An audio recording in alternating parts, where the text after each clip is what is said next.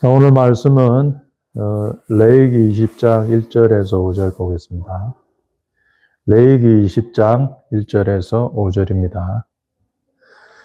여호와께서 모세에게 말씀하여 이르시되 너는 이스라엘 자손에게 이르라. 그가 이스라엘 자손이든지 이스라엘에 거류하는 거민이든지 그의 자식을 몰렉에게 주면 반드시 죽이되 그 지방 사람이 돌로 칠 것이요 나도 그 사람에게 진노하여 그를 그의 백성 중에서 끊으리니 이는 그가 그의 자식을 몰렉에게 주어서 내 성소를 더럽히고 내 성호를 욕되게 하였음이라.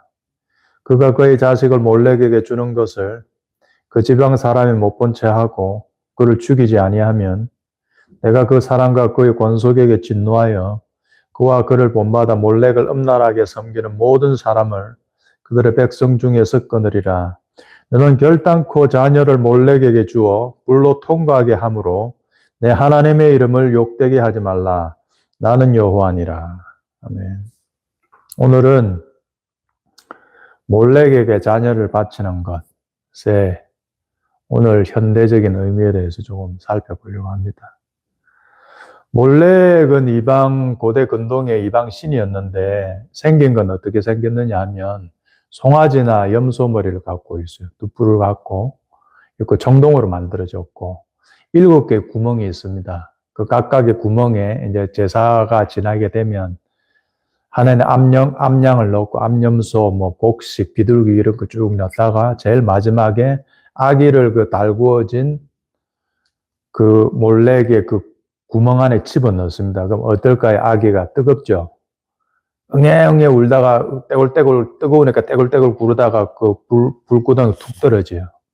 그럼 어떨까요? 아기가 비명을 지르겠죠. 그 순간 이제 확 혼화를 하는 거예요. 그들 식으로 기도하고 찬양하고 하는 거예요. 그 다음 그 아기의 비명이 안 들리는 거예요. 그게 페니키아 지방에서 유행했던 인신공양이었습니다. 여러분들이 세계사 조금 아실런가 모르겠지만 세계사 보시면은 로마가 결국 이제 페니키아를 점령하잖아요. 그 제3차 포에니 전쟁 때 그 카르타고를 점령합니다. 카르타고가 이 몰렉 신에게 자식을 바친 인신공양을 했었어요. 카르타고도. 그때 이제 로마인들의 기록에 따르면 이렇게 돼 있어요.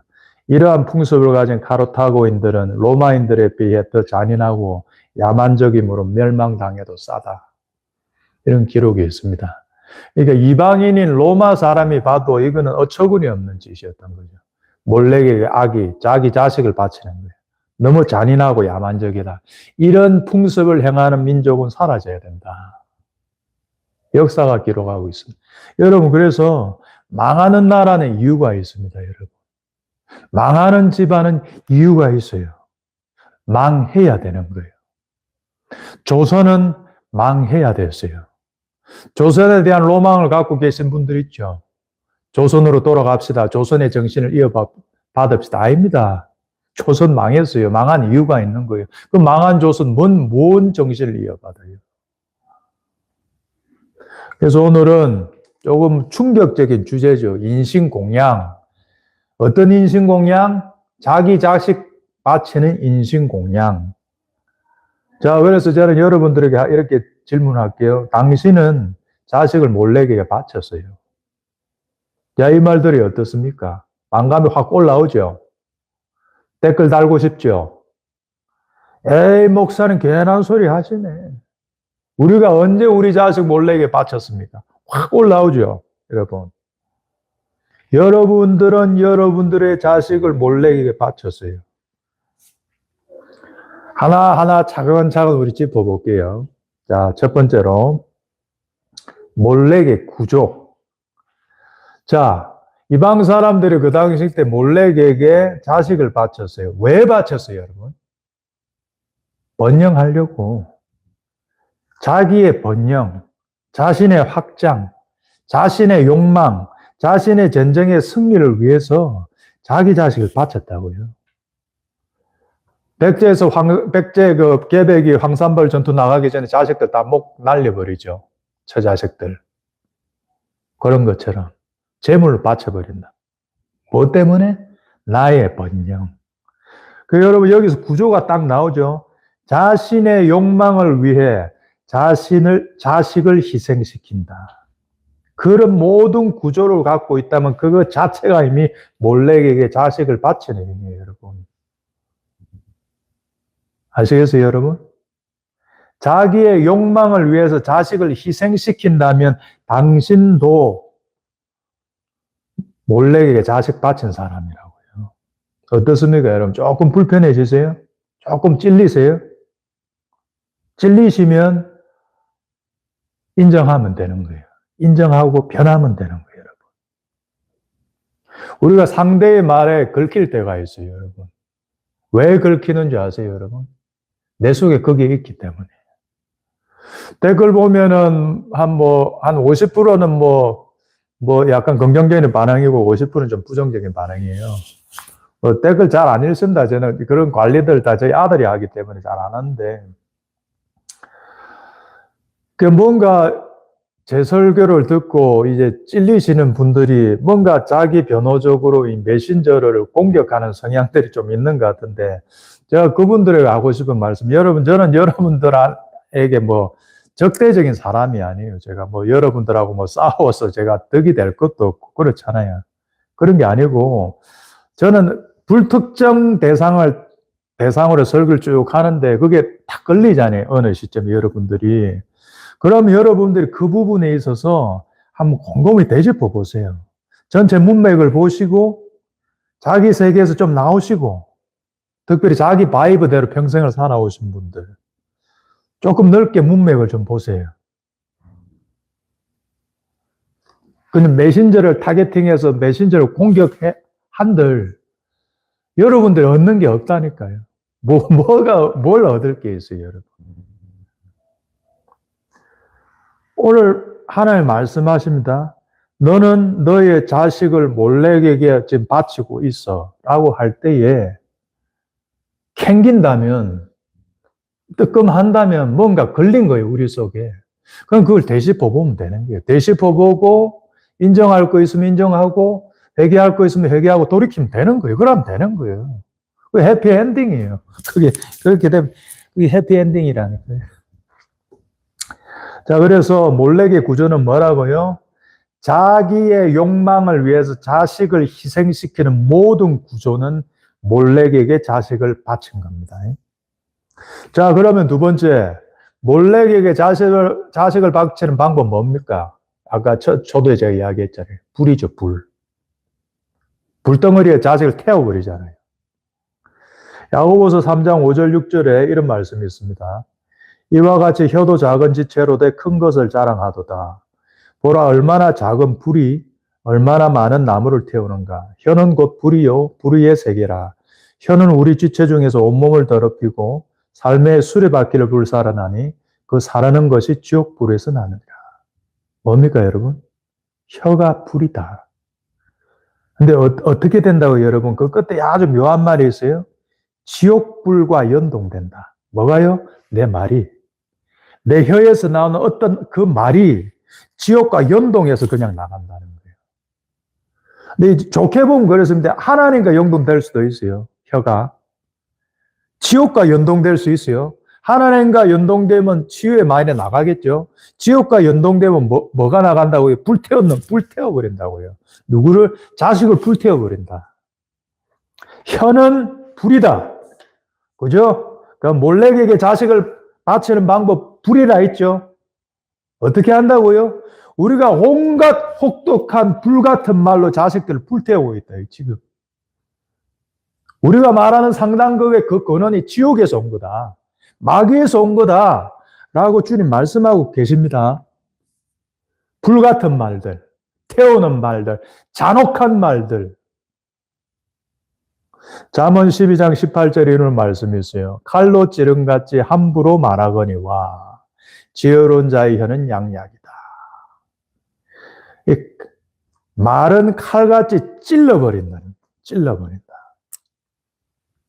그래서 저도 인생 살면서 많은 사람들 만났습니다. 여러 영역에서. 성직의 영역에서, 사역의 영역에서, 많은 공동체, 많은 목사님들, 사역자들 만났고, 목사하면서 또 여러 가지 다양한 사회 사람들 많이 만났어요.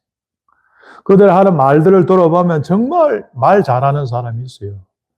야, 정말 인자하게 부드럽게 말 세워준 덕스럽게 하는 그런 분들도 있고, 포악하게 말하는 사람도 있고, 얼굴 표정 하나 안 바뀌고, 자기는 팩트를 말한다면서 조곤조곤 사사건을 깨버리는 사람도 있고, 참 다양한 사람 많이 만났습니다, 저도.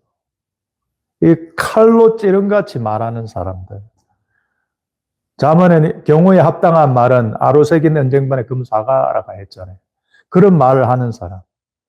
우리 속담에도 말 한마디 천냥빚 갚는다 했는데, 말을 어떻게 하느냐에 따라서 한 사람을 살릴 수도 있고 죽일 수도 있다. 그래서 여러분, 말은 힘이 있습니다. 말은 힘이 있고, 특히 권위자의 말, 권위자의 대표 누구요? 부모. 부모의 말의 힘은 아주 치명적입니다. 권위자의 말로 사람을 살릴 수도 있고 죽일 수도 있어요. 혹독한 상사 밑에서 스트레스 받아 자살한 부하 직원 많잖아요. 그럼 공무원들 많이 있잖아요. 그 권위자를 잘못 만난 거죠. 지옥불과 연동되는 혀를 가진 권위자를 만나니까 부하 직원 자살을 해버린다. 초보 목사 한 명 있잖아요. 여러분, 바보 만들 수도 있고 통합시킬 수도 있어요. 초보 목사 보고 맨날 야이 못하는 놈아, 야이 못하는 놈아, 넌 재능도 없는 이러면 어떻게 합니까? 맨날 위축돼가지고 못하죠. 근데 조금 해도 잘한다, 괜찮아, 할 수 있어 이러면 쭉쭉 크겠죠. 대나무처럼 쭉쭉쭉 자라겠죠. 잔인하고 사납게 말하는 부모들이 자식들을 많이 상처 주고 죽였고 불태웠고 몰래에게 바쳤어요.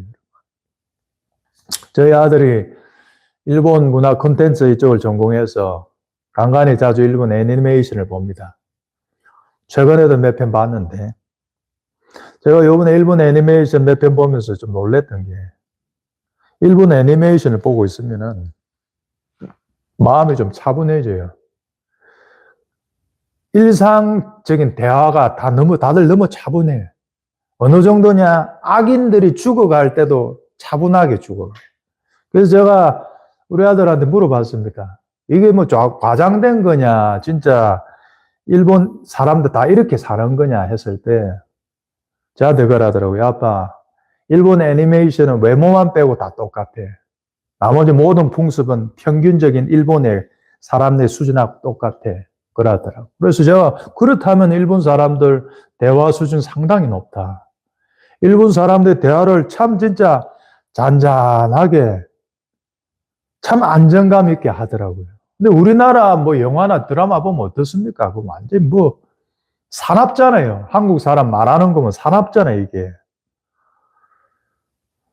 그래서 참 이렇게 자식들이 흔들릴 때 있잖아요. 뭐 대입에 떨어진다든지 열심히 공부해서 있는데 뭐가 잘 안 된다든지 뭐 연애에 실패하는 뭐 여러 실패의 순간이 있잖아요. 자식들이 흔들리고 좌절하거나 실패할 때 자식들이 세상 속에서 자신들의 존재를 부정당하고 흔들릴 때 부모들은 어떻게 해야 돼요? 그때 진리의 말을 선포해야 되는 거예요. 그래서 그들을 통합시켜주고 안정시켜주고 세워줘야 되는 거예요. 그러나 우리는 그러지 못했어요, 여러분. 세상과 동조했다니까요. 지옥과 연동했다니까요. 자식들이 대학에 떨어지면, 직장에 떨어지면 우리가 무슨 말 했습니까? 기억해 보세요, 여러분. 에이, 치지리도 못나는, 야, 다 붙는데 그것도 못 붙냐? 야, 너 뭐 열심히 안 한 거 아니냐? 좀 더 열심히 하지. 진리를 돌려줘야 되는데. 그러지 못했다면 여러분, 우리는 다 몰래에게 자식을 던진 자들이에요. 그런 말을 하셨던 부모들 기억난다면 여러분 다 회개하세요. 잔혹한 말들 때문에 당신 자녀들이 망가지면 그 후폭풍 여러분 다 받게 돼요. 다 받게 된다고요. 자녀들이 죽든 미치든 당신을 떠나든 셋 중에 하나 할 겁니다. 그래서 여러분 그런 의미에서 권위자의 위치에 있는 모든 분들은 사실은 일정 정도 다 사역자예요. 왜? 우리의 말로 누군가를 세울 수도 있고 누군가를 망가뜨릴 수 있기 때문에 여러분 권위를 가진 누군가는 중요한 분이에요. 중요한 위치에 있다고요. 그 사람은 말을 잘해야 되는 거예요. 그게 부모든 직장 상사든 뭐 회장이든 사장이든 말입니다. 선배든. 그래서 여러분, 우리는 부모로서 어떤 말들로 우리의 자녀를 불태워버렸나. 몇 가지 떠오르더라고요. 첫 번째는 그거 같아요. 율법의 언어를 사용했어요, 우리는. 판단과 정죄, 결과를 내라, 비교하고, 압박하고, 우리의 말씀 쓰미가 그랬어요. 우리는 쉼의 언어를 우리는 알지 못해요. 우리 쉬지 못했어요. 한국의 기성세대들이 쉼없이 미친 듯이 전 존재를 갈아가면서 살아왔잖아요. 생전에 왔잖아요. 쉬는 법을 모릅니다. 자기도 쉬는 법을 몰라요. 쉬라 해도 쉴지도 몰라요. 그러니까 자식들 못 쉬게 하죠. 율법의 언어로 자기 자신을 평생 옥죄어 왔거든요. 그 자기 자식에게도 쉼을 못 줘요. 자기 자신을 옥죄었듯이 그 언어로 그대로 자기 자식들을 옥죄인다고요. 집은 어떤 곳입니까, 여러분? 가정은 어떤 곳이에요? 안식과 쉼, 편안한 곳이죠. 마음의 고향 같은 곳이 돼야죠. 근데 그러지 못했어요. 지옥으로 만들었어요. 그래서 자녀들은 어떻게 생각해요? 에이, 이놈의 지긋지긋한 집 떠나고 싶다. 그 생각밖에 안 해요. 다들 지금 MZ 세대들이. 지금 10대라네 못 떠나. 돈 못 벌어 못 떠나. 알았어. 성인만 돼봐. 내 당장 떠나. 그러면 여러분 부모 노릇 실패한 겁니다. 자식이 당신을 떠나고 싶어 하지 않습니까? 당신 성공한 거예요. 자녀 교육은 성공한 거예요. 독립을 빙자해서 지긋지긋한 집을 떠나고 싶어 합니까? 당신은 가정 운영에 실패했어요. 교회에서 뭔 사역을 하든 당신은 가정 운영에 실패했다고요. 디모데전서 3장 4절 5절에 감독의 직분이 나옵니다. 자기 집을 잘 다스려 자녀들로 모든 공손함으로 복종하게 하는 자라야 할지며 사람이 자기 집을 다스릴 줄 알지 못하면 어찌 하나님의 교회를 돌보리요.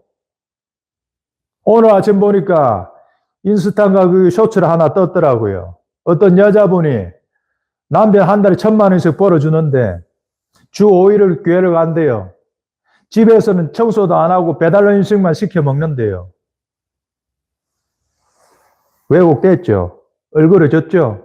사람이 자기 집을 다스릴 줄 알지 못하는데 하나님 교회에 나가서 뭐 합니까? 뭐 해요? 말도 안 되는 소리지. 사회 시스템, 여러분 애국 시스템은 사람을 부품화합니다. 계급화합니다. 짜내고 소모시키고 다 쓰면 버리는 구조예요. 여러분 동의하세요? 결과를 못 내면 버려져요. 세상 회사는 세상 현장은 가정이 아니라고요. 잘린다고요. 그러니까 40대 50대 때 그 엘리트들이 명퇴하면 충격을 받잖아요. 남자들 충격을 받아버려요. 그러나 나와서 할 거 없어요. 그러니까 치킨집이나 하는 거잖아요. 세상은 그래도 가정은 그래서는 안 된다.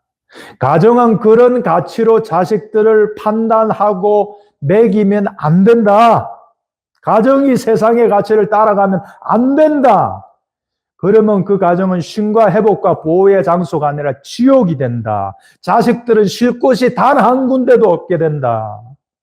세상에서 뜯어맞고 케어돼도 와도 가정에 들어오면 부모의 진리의 말로 다시 회복되고 일어서고 나가는 그런 회복의 장이 돼야지요. 세상과 연동되고 세상의 가치와 연동되고 지옥과 연동돼서 집에 쉬려고 들어왔다면 자식들 또 좋아요. 부모들이 율법의 언어로 지긋지긋하죠. 이 집안 떠나고 싶죠. 우리 한국의 부모들은 그렇게 많이 자녀들을 압박했습니다. 압박 아니라고 여러분 말할 수 있어요? 나 압박 안 했습니다, 목사님. 오해하지 마십시오. 나 압박 안 했어요. 그렇게 말할 수 있어요? 자식 잘 되라고 했습니다. 뭐 이렇게 말할 수도 있겠죠. 그럼 여러분 평행선 되는 거예요. 평행선. 서로 만날 수가 없어요. 상대가 압박이라고 느꼈다면 압박인 거예요. 상대가 폭력이라고 느꼈다고 한다면 당신이 좋은 의도로 그것을 했든 어쨌든 그 사람 입장에 폭력으로 기억될 뿐이에요. 당신이 그것을 고집하면 그와 다시 만날 접점이 없어요. 그러니 여러분 제발 인정하셔야 돼요. 자식 잃기 싫으면 인정하셔야 돼요. 자식 떠나고 후회하면 소용없어요. 그때는 학폭 가해자들이 논리잖아요. 학폭 가해자들 뭐라 해요? 저 장난이었어요.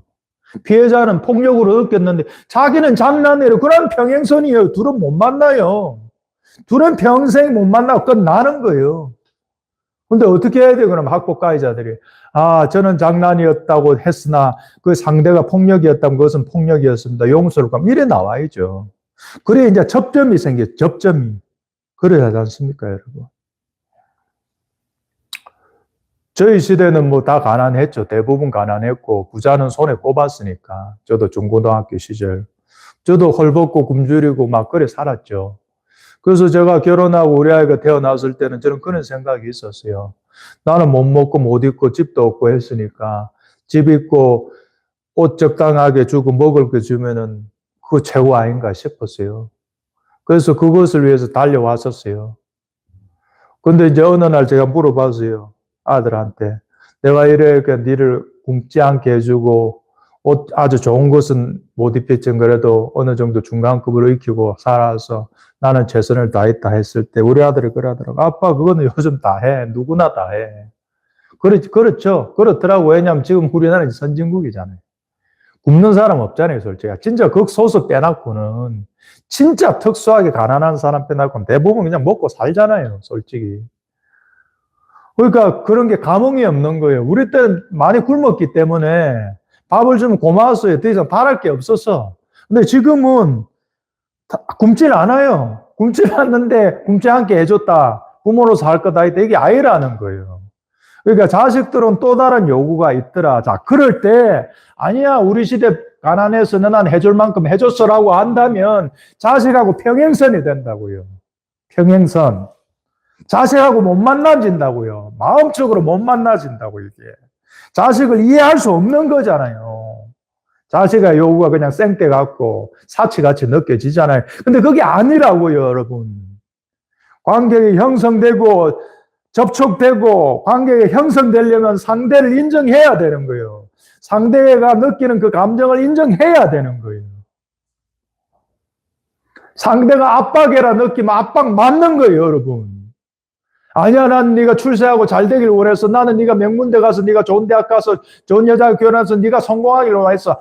다 좋은데 그 사람은 그걸 압박으로 받았다고요. 그럼 그 압박으로 인정해야 된다니까. 이제는 여러분 시대가 바뀌었어요. 부모님들, 저와 같은 동기생 여러분들, 부모 세대 여러분들.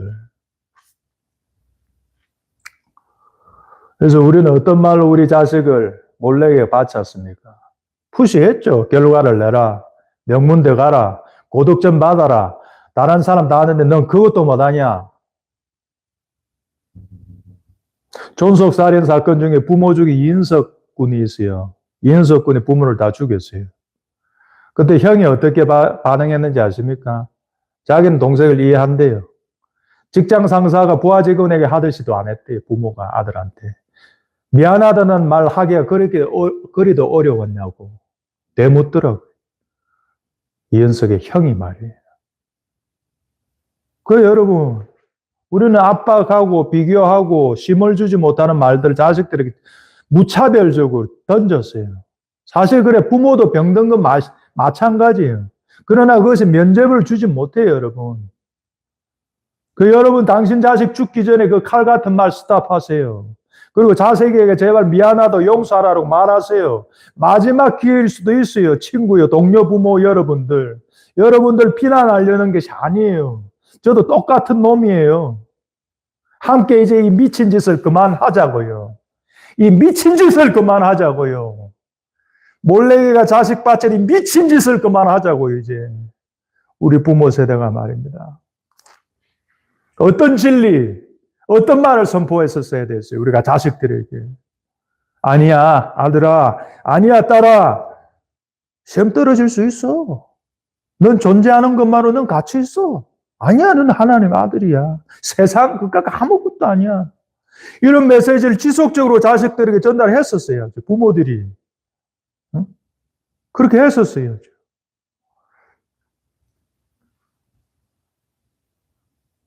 존재하는 것만으로 가치가 있는 거예요, 여러분. 무신론 공산주의나 세속적 자본주의에서는 그렇게 생각 안 하죠. 존재하는 것으로 모든 가치가 있어. 아웃풋을 내야지. 결과를 내야지 가치 있다고 그렇게 인간의 급수를 나누고 평가하지요. 그러나 그거는 세속의 가치예요. 성경과 기독교의 진리는 그래 말 안 해요. 존재하는 것만으로 너는 가치 있는 거예요. 그런 식으로 따지면 여러분 장애인이 존재 가치가 있어요? 장애인이 어떤 아웃풋을 내죠? 어떤 아웃풋을 냅니까? 부모의 짐같이 느껴지죠. 항상 누군가 돌봐줘야죠. 자기 손으로 밥도 먹지도 못해, 목욕도 못해요. 그럼 장애인의 존재 가치는 사라지는 거예요. 어떻게 생각해요, 여러분? 에베소서에 뭐라 말합니까, 사도 바울이? 가장 약해 보이는 그 지체가 더 놀라운 하나님의 비밀을 담고 있을 수도 있다니까요, 여러분. 우리를 하여금 깨어있게 해주는 역할을 해주는 사람이 될 수 있어, 그 장애인이. 그러나 독재자들, 공산주의자들은 그걸 깨닫지 못했죠. 그래서 루마니아 같은 나라들, 독일 같은 나라들, 인간을 분류하고, 등급으로 분류하고, 전응아, 장애인들 다 어떻게 했어요? 수용소에 보내고. 그래 했잖아요. 그 사람들은 그들의 가치를 읽어낼 수 없었던 거예요. 그들의 세속 철학으로는. 여러분, 나사로 천국 갔어요. 왜 천국 갔습니까? 의아스럽지 않습니까? 나사로가 한 게 없는데요. 자본주의적 관점에서는, 공산주의적 관점에서는 나사로는 백해무익한 존재예요. 꺼지의 거렁뱅이, 평생을 거렁뱅이로 살았어요. 한 게 뭐 있어? 그냥 아웃돼야지.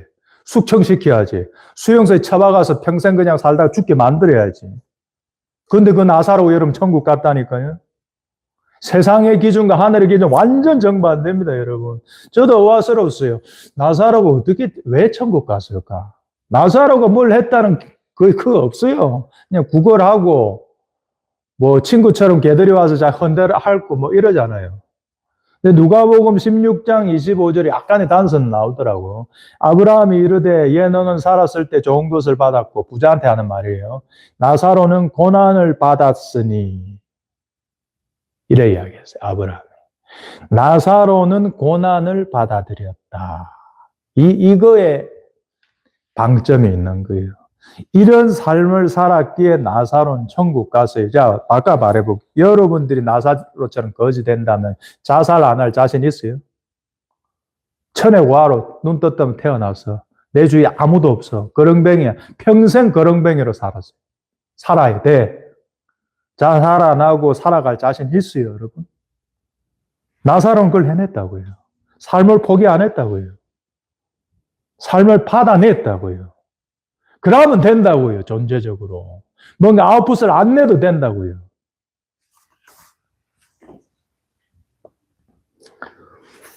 그 다음에 우리 부모들이 이제 자녀들을 불태웠던 말 중에 두 번째 큰 카테고리는 저는 이건 것 같아요.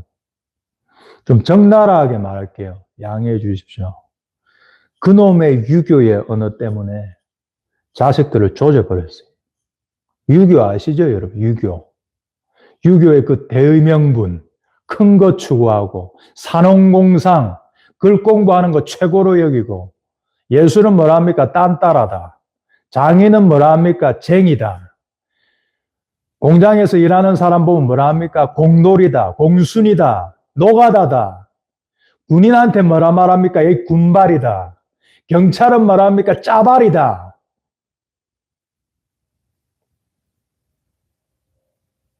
이 유교. 이게 유교. 사소한 것을 하찮게 여기는 마음. 큰 거, 무조건 큰 거, 스케일 있는 거, 유명한 거, 이름 넣은 거, 입심양명하는 거. 다 유교의 망령이요. 잔재입니다, 여러분. 기독교인들이 기독교라고 하면서 유교의 잔재 속에서 지금 놀고 있다고요. 글 공부가 최고예요. 명문대 가야 돼. 가문의 영광의 체면을 위해서 반드시 우리 자식 스카이대 가야 돼. 안 되면 쪽팔려서 친척들 앞에 내 얼굴을 못 세우고 있어. 그건 진짜 자식을 위한 거예요. 여러분의 체면을 위한 거예요. 우리나라는 오직 의사 법대예요. 그렇지 않아요? 유교의 잔재들이에요. 산업공상. 유교 때문에 여러분 조선은 망했어요. 유교 안 버리면 1등 국가 못 됩니다, 여러분. 유교 못 버리면 기독교 믿는다 해도 항상 유교의 손바닥에서 놀게 된다고요. 이런 사회적인 분위기 속에서 여러분 뭔가 조금만 다른 짓, 이상한 짓 하면 비난한다고요. 그 천재들이 한국에 살기 어려워요. 여러분, 우리나라에 일론 머스크가 나올 수 있을 것 같아요. 일론 머스크가 최근에 어떤 한국을 떠난 어떤 유명한 천재 하나 인터뷰 하나 제가 봤는데요. 한국을 떠나겠대요, 그 사람. 왜 그 천재가 한국을 떠날까요, 여러분? 천재들 숨막히게 하는 뭔가 있는 거 아닐까요, 여러분? 그놈의 큰 거, 그놈의 대의명분, 그놈의 체면. 그래서 삼전도의 굴욕이 있었던 거 아닙니까? 개항할 때 개항해야 되는데 대의명분만 못 들고 청나라에 충성한답시고 쇄국하느라 나라 망했잖아요, 우리나라가. 그때 일본은 어떻게 했어요, 여러분? 후쿠오카와 유키치라는 일본 최초의 미국 동력사는 서양 사정이라고 하면서 그런 책을 쓰면서 미국 유학 갔다 오면서 우리나라가 살 길은 개항하고 서양 문물 받아들이는 거라 할 그때의 우리나라는 유교에 미쳐가지고 쇄국하고 일본은 항공만 만들고 제트 비행기 만들고 소총 만들 때 우리는 구판 버리고 있었다고요. 그래서 조선은 망했다고요, 여러분. 사소한 게 아닙니다, 여러분. 자녀들이 어릴 때 생각해 보세요. 유치원 가서 말 만들어 왔어요, 아기자기하게. 기뻐가지고 와가지고 퇴근하면 엄마나 아빠한테 엄마, 아빠, 내 이거 만들었어. 우리 어떻게 반응했어요? 에게 그거? 사소한 것들이 사소한 것이 아닙니다, 여러분. 소박한 것을 냉소하는 문화, 큰 거에만 우아하고 칭송하는 그 문화, 이런 잡스러운 문화는 사라져야 되는 거예요, 여러분. 제가 지난주에 우리 아들하고 이제 그 홍대 한번 갔었어요. 홍대에 가짜샵이라고 있더라고요. 저도 그 처음 가봤는데, 가짜샵이 의성인데 가짜 하는 기계가 움직이니까 소리 쫙 가짜 해갖고 이제, 동그라미 같은 게 딱 나오면 열어보면 이쁜 게 막 나오고 하는 그런 일본 그거예요. 일본 문화인데, 한국에 그런 가짜샵이 나올 수 없는 이유. 가짜샵에 온갖 아이디어 좋은 거 진짜 많이 있었거든요. 귀여운 거. 어떻게 이런 생각을 했지 않은 온갖 가짜샵의 아이템들이 있어요. 그거를 만약에 한국에서 누군가 만들었더라면 어떻게 했을 거예요, 부모들이. 야, 그딴 거 왜 만들어? 공부해. 수학 공부해. 영어 공부해. 그래 나왔겠죠. 근데 일본은 안 그랬다고요. 그러니까 가짜샵이라는 하나의 큰 시장이 생겨버렸어요. 하나의 큰 시장. 이거 이제 역으로 우리나라에 들어오더라고. 소박한 것을 냉소하는 문화에서는 이런 것이 클 수 없어요, 여러분. 일본 에도 시대부터 내려왔던 소바집 같은 거. 일본에 있는 그 카스테라 명인들. 우리나라에서 그 카스테라 만들고 있으면 어떻게 했어요? 10대가. 당신 아들이 카스테라를 만들고 있으면 어떻게 하겠어요? 따 때리쳐라. 뭔 놈의 카스테라냐? 빨리 공부해. 국영수 공부해. 일어나겠죠, 우리나라는. 근데 일본 안 그랬다고요. 같은 동아시아권인데 왜 이렇게 우리하고 다른지 모르겠어요.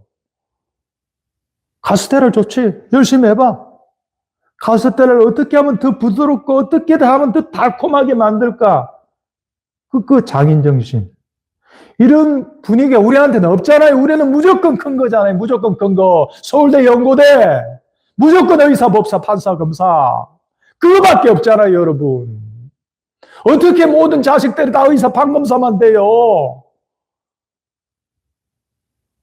아까 말한 딴따라가 될 수도 있지. 공돌이가 될 수도 있지. 노가대쟁이가 될 수도 있지. 군발이가 될 수도 있겠지. 이 유교의 우상 이거 버려야 돼요. 이거 안 버리면 이것 때문에 자식들 다 죽는다고요. 자식들 죽는다고요. 결과를 못 내면 죽일 놈이 돼. 금메달 못 따면 죽일 놈이 돼요. 대입 떨어지면 죽일 놈이에요. 우리가 널 어떻게 이렇게 먹여 했는데 넌 그 대학교도 못 붙냐? 그놈의 결과 중심주의. 피눈물 나는 자식의 노력을 깡그리 무시했어요. 열심히 했으면 된 거예요, 여러분. 이 깍변태들아. 노력하고 결과까지 좋으면 좋지. 그러나 여러분 1등은 안 하잖아요. 우리 아들이 우리 딸이 금메달 받을 가능성이 높아요? 은메달, 동메달 가능성이 높아요? 예선에 떨어질 가능성이 높아요? 금메달은 하나잖아요. 금메달은 하나. 우리 자식이 1등 될 확률이 뭐 그래 높습니까? 금메달에 미쳐가지고 1등에 미쳐서 자식을 사지로 몰지 말자고요. 금메달하면 박수치고 명문대 합격생은 칭찬하면 당신도 저질이요, 신앙이. 저질이라고요. 자식들 죽이는 꼴이라고요. 1등이 그냥 납니까? 본인도 열심히 해야죠. 그러나 많은 주위의 도움과 하늘의 도움이 있어야 1등 하는 거예요. 그래서 1등하고 스카이 된 애들은 잘난 체 하지 말고 겸손하게 살아야 돼요. 다른 사람들 보고 나처럼 독점으로 살아 그렇게 말해도 안 돼요. 그렇게 안 살아도 돼. 근데 인간은 황폐화의 길이에요. 독종처럼 누가 살래요? 안 살아도 돼요. 열심히 했지만 안 될 수도 있어요. 실수에 관용할 수 있어야 돼요. 근데 우리 사회는 실수에 관용하지 않아요. 실수하면 그냥 잡아먹어 달려든다고요. 왜 실수했냐고 달려든다고. 그러면서 돌아서 자기는 실수한다고. 자기 실수는 관대하고 남의 실수는 눈꼴을 보지를 못하잖아요. 자기 하면 뭐 사랑이, 남이 하면 불륜이라고. 뭐 그런 거잖아요, 지금 이게. 그래서 여러분 꼭 그렇게 자기 자신을 갉아먹어가면서까지 그렇게 치열하게 안 살아도 돼요, 여러분. 그건 잘못된 라이프 스타일이에요. 자신을 망쳐가면서까지 그 일을 할 필요 없어요, 여러분. 진짜로. 그렇게 자식을 몰아가지 마세요, 여러분, 부모들이. 그게 몰래에게 자식 바치는 거예요. 멈추라고요, 이제 그 미친 짓을. 멈추라고. 자식 죽고 나서 후회하지 말고 멈추라고요. 그 욕심 좀 내려놓으라고 좀. 성공 안 하면 어때? 대학 안 가면 어때 좀. 실수에 관용하지 않는 사회. 지는 실수 도구로 많이 했으면서. 자식 실수 그 한 번. 제가 요번에 지난주에 이제 부천에 이제 저도 뭐 실수를 하나 했어요. 실수해준 거 돈 안 받고 이제 AS 해주고 돌아오는데 배가 고파서 맥도날드 그거 드라이브 스루 이제 중동점에 갔어요. 그래서 제가 항상 먹는 거 저거 더블 쿼터 파운드 치즈버거 세트, 라지 세트인데. 그걸 했는데 또 받았는데 라지버거 세트인데 그 쿼터 파운드가 라지가 아닌 거예요. 패티가 하나만 들어있는 거라. 이 실수잖아요. 그 친구가 실수한 거죠. 맥도날드 직원이. 근데 다시 돌아가기에는 너무 먼 길을 와서 한 2km 가서 그냥 가는데, 그때 문득 이제 주님이 말씀하시는 듯 했어요. 너는 타인의 실수에 얼마나 관용하냐. 너는 타인의 실수에 얼마나 관용하냐. 그럼 그냥 뭐 음성을 들었다기보다는 그런 이게 확 올라오더라, 밑에서.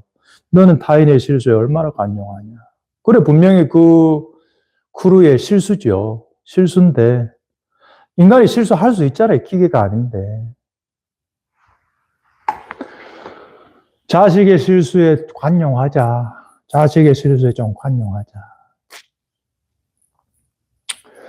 그 다음에 이제 제가 볼 때 한 3번째 카테고리로 어떤 말로 자식을 불태웠나 하면은 부모의 한풀이로 자식을 말아먹었다.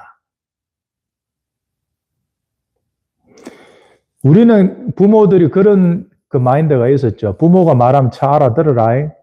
어릴 땐 듣죠. 어릴 땐 약하니까 힘도 없고 자도 안 쓰고 하니까 아빠 말이 전부, 엄마 말이 전부인 줄 알죠.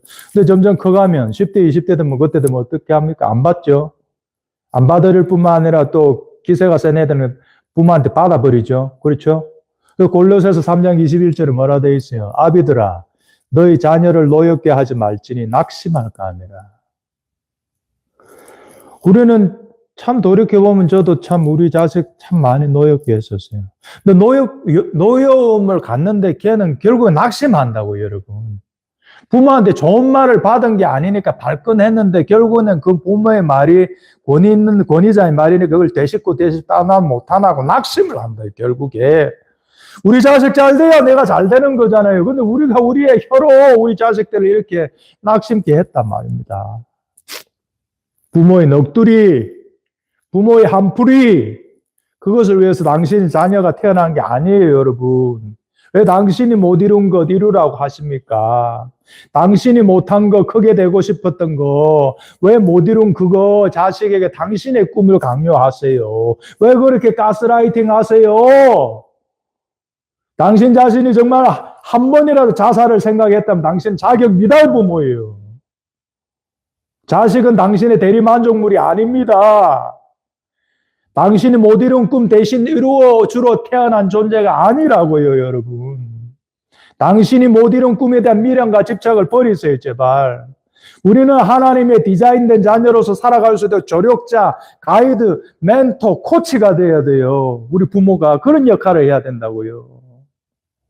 내가 못 이룬 꿈을 이루도록 몰아세우는 게 아니라 걔의 원 그림을 찾아갈 수 있도록 우리가 서포트하는 것이 부모의 역할이라고요. 그래서 여러분 몰래에게 자녀를 바치는 부모 있죠. 그들 속에 사실 귀신이 있는 거예요. 자녀 죽이는 귀신이 있다고요. 그들 속에 귀신과 연합하여 동력하여 자식들을 죽음으로 내몰았어요. 자식들을 죽이거나 거의 병신으로 만들었어요. 거의 정신병자 만들었어요. 당신 속의 귀신들에 동조해서 말입니다. 그렇게 당신 인생도 끝장난 거예요. 자식 죽이고 제정신 돌아오면 당신도 못 견딜걸요, 결국에. 견딜 수 있겠어요, 여러분? 평생 후회와 회한 속에 살든지 당신 역시 생을 포기할 수도 있어요. 여러분들에게 하나님께서 주시는 당신의 그 소중한 자식 잘 키워야 돼요. 몰래에게 자녀 바친 죄 회개하셔야 돼요. 다시 자녀 회복시킬 수 있어요, 여러분. 마지막은 해피엔딩이에요, 여러분. 이렇게 깨고 끝나는 게 아니에요. 일어설 수 있어요. 회복될 수 있어요. 다시 자녀는 회복돼 할 수 있어요. 단 부모들의 단호한, 결연한 회개의 열매가 있어야 돼요. 말씀을 제가 마칠게요. 몰래에게 자녀 바치는 거 있죠. 아동학대, 낙태, 얘 다 몰래에게 자녀 바치는 거예요. 말로 죽이는 거 특히. 내 속에 귀신과 동조해서 말로 우리는 자식들 쳐 죽였어요. 불태웠어요. 우리는 과연 자유합니까? 떳떳합니까? 난 자녀 잘 키웠습니까? 하나님 앞에서 그렇게 말할 수 있어요? 요번에 신해학단 보니까 그 박교순 소자가 마지막 이런 말 하더라고요. 하나님 내리 잘했디요? 이러더라고요, 여러분. 여러분 정말 잘했어요? 자녀 교육 잘했어요? 여자분들 여성성을 회복하세요. 패미에 경도된 한국 여자분들 정신 차리세요. 패미의 본질은 가정의 해체예요. 그리고 가정은 하나님 만드신 거예요. 지금 한국 결혼시장 추세 압니까? 일본과 지금 결혼 많아지고 있어요. 한국 남녀 이혼율 80%랍니다. 그런데 한국과 인류의 이혼율이 20%도 안 된대요. 지금 부모 살아있으면 괜찮지. 나중에 5, 60대 여자 혼자 살아보세요. 어떻게 나나, 어떤 일 당하나. 한국 남자들 남성성을 회복하세요. 희생하는 것이 남자예요. 물론 남자의 비루함이 있어요. 어떤 비루함이 있어요? 아담 보세요. 자기 혼자 살려고 자식 버리고 와이프 버리고 남 탓, 와이프 탓, 하나님 탓하죠. 하나님 만들어진 이 여자 때문에 내가 타락했습니다. 그게 남자의 비루함이죠. 아담의 비루함이지요. 예, 연단이 없는 남자는 이런 비루함들이 다 있어요. 내 살려고 남 죽이는 거. 그러나 연단을 하는 남자들 일어나야 되는 거예요. 희생하는 것이 남자예요, 여러분. 한국 어머니들 모성 회복하세요. 모성을 회복하세요. 최근에 보니까 인스타그램에 이래 적혀 있더라고. 남편 놈이라 적혀 있더라고. 진짜 천박해 보이더라고. 남편 놈이라는 작자한테 돈 받아갖고 한 달 생활하며 살아갈 거면서 그 돈 벌어오는 남편한테 남편 놈이라고 인스타에 적혀 있더라고. 비루하다. 이게 진짜 좌파 마인드 아닌가. 돈은 돈대로 빼먹고 그자한테 칭송과 존경은 안 보내고 남편 놈이라고 한다. 천박하다. 품위를 지키자. 한국 아버지들 부성을 회복하세요. 자식 잘 키우세요. 잘못된 남성상을 가르치지 마세요. 뭐 싸움이니 경쟁체제니 그렇게 괴물로 만들지 마세요. 얼마든지 부드러워도 단호하고 권위있게 할 수 있어요. 온유한 자가 땅을 차지해요. 거친 자는 유리하는 자 떠돌이가 돼요. 당신 자식 떠돌이 만들고 싶어요. 그렇지 않다면 잘못된 남자 문화로 자식들에게 가르치지 마세요. 인생은 싸움이 아니에요.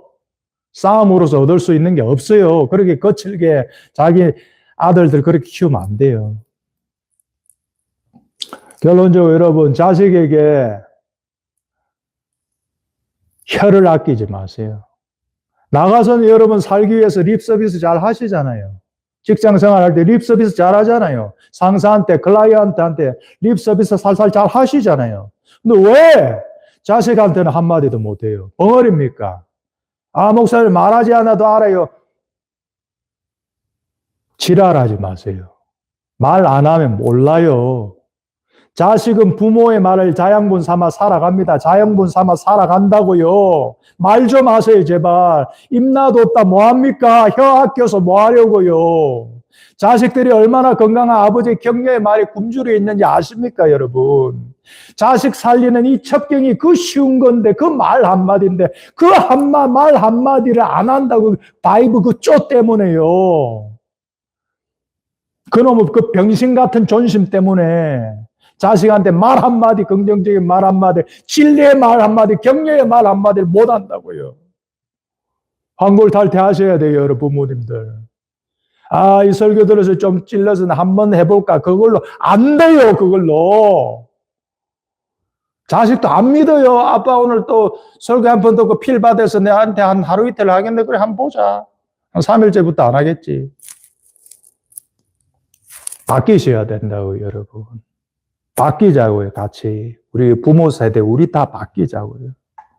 내 때문에 내 자식이 죽는 거요. 내가 안 바뀌면 내 자식은 죽는다 생각하셔야 되는 거요.